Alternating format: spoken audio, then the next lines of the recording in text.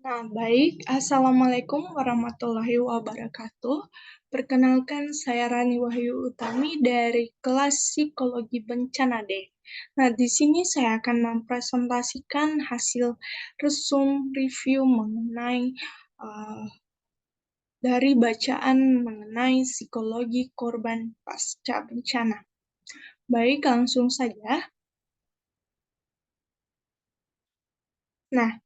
Yang pertama, mengapa perlu memahami psikologi korban atau survivor? Memahami dengan siapa kita berhubungan itu merupakan suatu kewajiban untuk meminimalkan kesalahan, memaksimalkan kebermanfaatan relasi yang ada. Selain itu, dalam proses pendampingan, sikap untuk mencoba memahami korban sangat penting untuk menunjang sejauh mana pendampingan dapat memfasilitasi proses pemulihan atau justru malah sebaliknya menghambat pemulihan tersebut. Yang kedua ada trauma dan stres pasca trauma. Di sini stres didefinisikan sebagai suatu keadaan di mana individu terganggu keseimbangannya, bisa karena situasi eksternal maupun internal, tekanan atau tuntutan yang melebihi kemampuannya. Dan ada juga trauma secara psikologis didefinisikan sebagai pengalaman mengagetkan dan menyakitkan, bahkan mengancam nyawa, yang memukul dan menimbulkan luka yang situasinya melebihi situasi sulit yang dialami manusia sehari-hari pada kondisi wajar. Selanjutnya ada stres pasca trauma didefinisikan sebagai keadaan tertekan, tidak nyaman, hilangnya keseimbangan yang kemudian menyusul kejadian traumatik.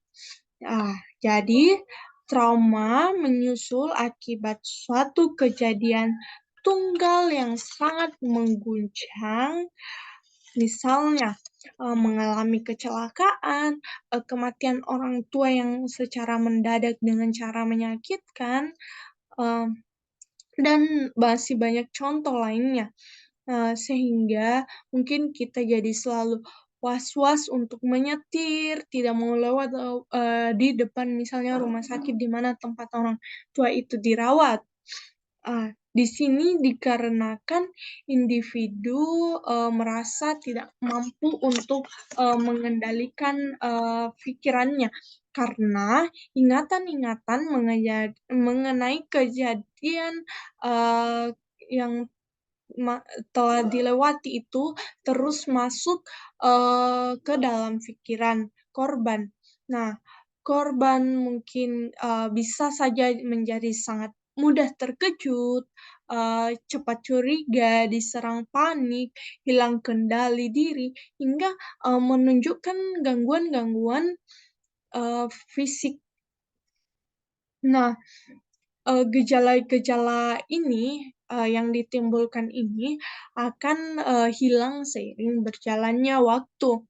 Namun bila jangka waktu lama tetap menunjukkan gejala tersebut, merasa terganggu dan akhirnya sulit berfungsi dengan optimal, kemungkinan stres pasca trauma ini tidak teratasi dan malah menjadi gangguan stres pasca trauma.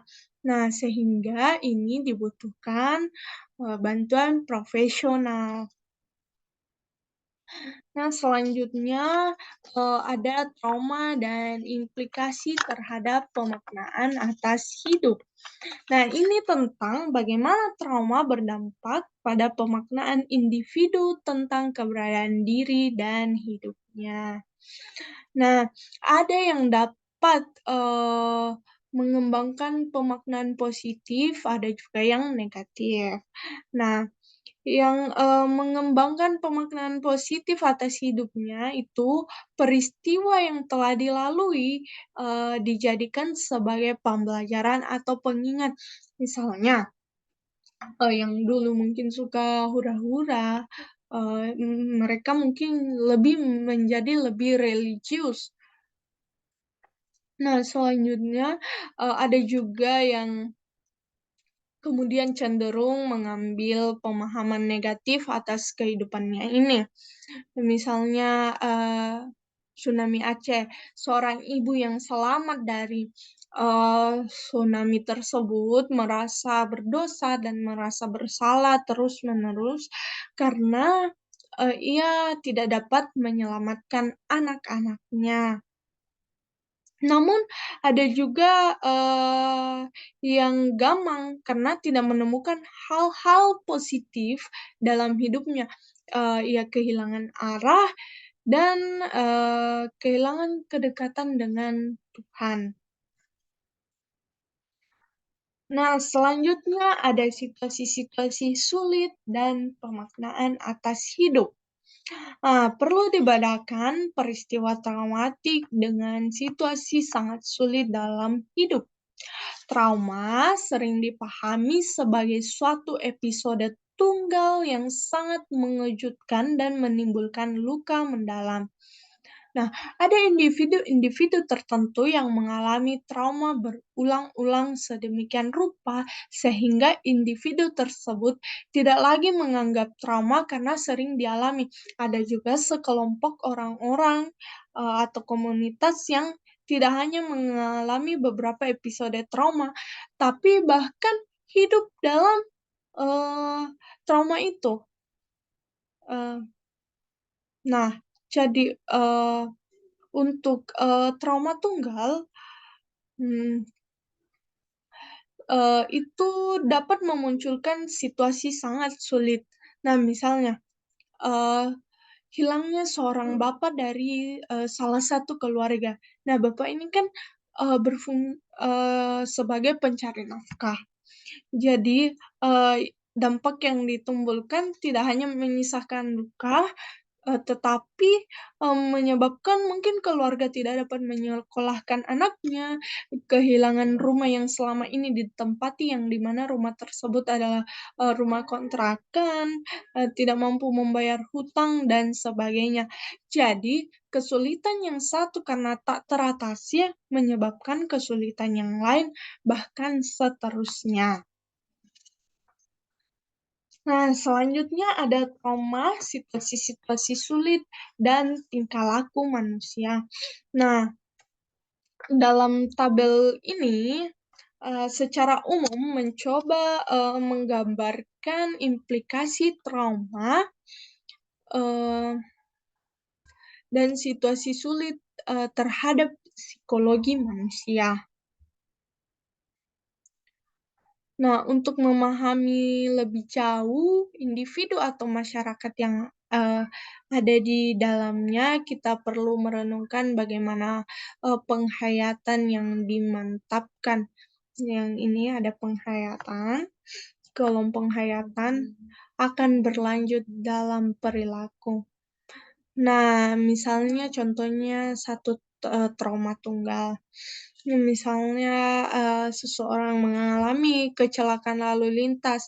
Nah, ini dapat menimbulkan, goncangan pada penghayatan atas kemaknaan hidup. Nah, individu kemudian, mengembangkan, perilaku-perilaku seperti tidak mau lagi menyetir, bahkan, ketika disupiri, individu tersebut meminta agar, supir tersebut mengendarai motornya lebih mobil mobilnya atau motor lebih, pelan lagi. Dan ia jika, menyaksikan orang lain ngebut, korban tersebut, individu tersebut mungkin mengalami serangan panik.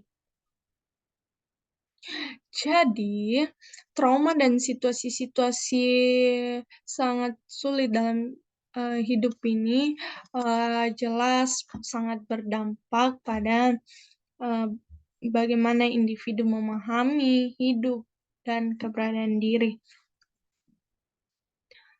Nah, selanjutnya ada kehilangan traumatik. Nah, dalam kehilangan traumatik ada namanya traumatic grief. Nah, apa itu traumatic grief? Ini situasi berduka akibat kehilangan traumatiknya. Jadi, manusia menjadi bertanya tentang, arah hidupnya, selalu merasa serba salah, tetapi tidak mengerti di mana letak kesalahannya, terus-menerus berpikir tentang, yang lampau sehingga sulit mengambil langkah konstruktif, ke depannya. Dan traumatic grief ini memiliki ada yang 2 macam, ada yang disadari dan tidak disadari. Nah, untuk, proses, eee, pengatasannya, eee, traumatic grief yang disadari itu lebih mudah diatasi daripada traumatic grief yang tidak disadari. Nah, mungkin hanya itu saja yang dapat saya presentasikan kali ini. Jika ada salah kata dan, eee, mungkin salah ucap, saya mohon maaf. Mungkin itu saja, sekian dan terima kasih. Assalamualaikum warahmatullahi wabarakatuh.